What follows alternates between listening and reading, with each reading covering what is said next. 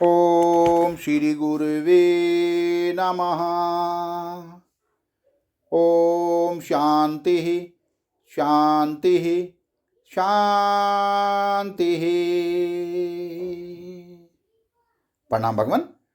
भगवान, अभी हमारा सत्संग पक्षपात रहित अनुभव प्रकाश श्री स्वामी विशुद्धानंद जी प्रसिद्ध काली कमली वाले बाबा जी द्वारा विरचित और सर्ग नंबर 4 से व्याख्या चल रही है भगवान, जिसमें आज का शीर्षक है राम अर्थात ईश्वर।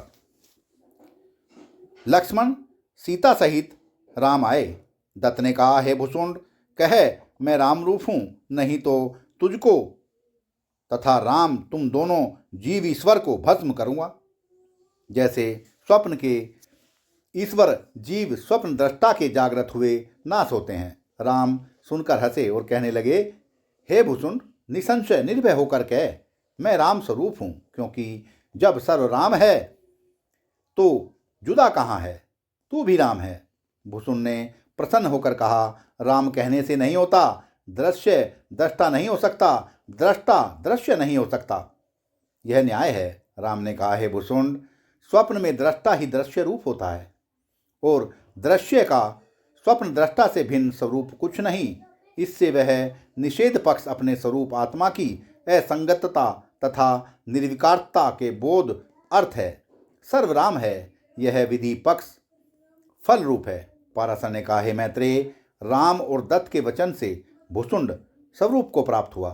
हे मैत्रेय, तूने कभी भी वर्णाश्रम अभिमान का कारण जो देह अभिमान है तिसको न त्यागा। मैत्रेय ने कहा, मुझ चैतन्य विषय देह होवे व मुझ चैतन्य का देह धर्म होवे तो त्याग भी करूं, अनहुई वस्तु का त्याग कैसे करूं।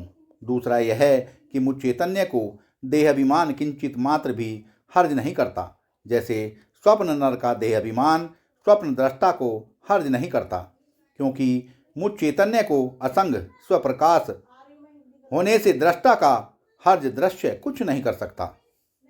जैसे पृथ्वी, अप, तेज, वायु तथा तिनके कार्य तिनमें व्याप्त असंग आकाश का हर्जा नहीं कर सकते। देह अभिमान मन करता है तथा नहीं करता है। इन दोनों अवस्था का साक्षी मुझ असंग चैतन्य की क्या हानि है। जो मुझ में अभिमान हो तो मैं त्यागूं भी, जो नहीं है तो त्यागूं कैसे। पाराशर ने कहा, यह सब तू बातें बनाता है, तुझको निश्चय नहीं। मैत्रेय ने कहा, आपने कहा सो ठीक है, क्योंकि मुझ अवाच्य पद को बुद्धि निश्चय कैसे करे। बुद्धि तो नाम रूप का ही निश्चय करती है। मैं नाम रूप से रहित हूँ। सत्संग को विराम देते हैं भगवान। प्रणाम भगवान।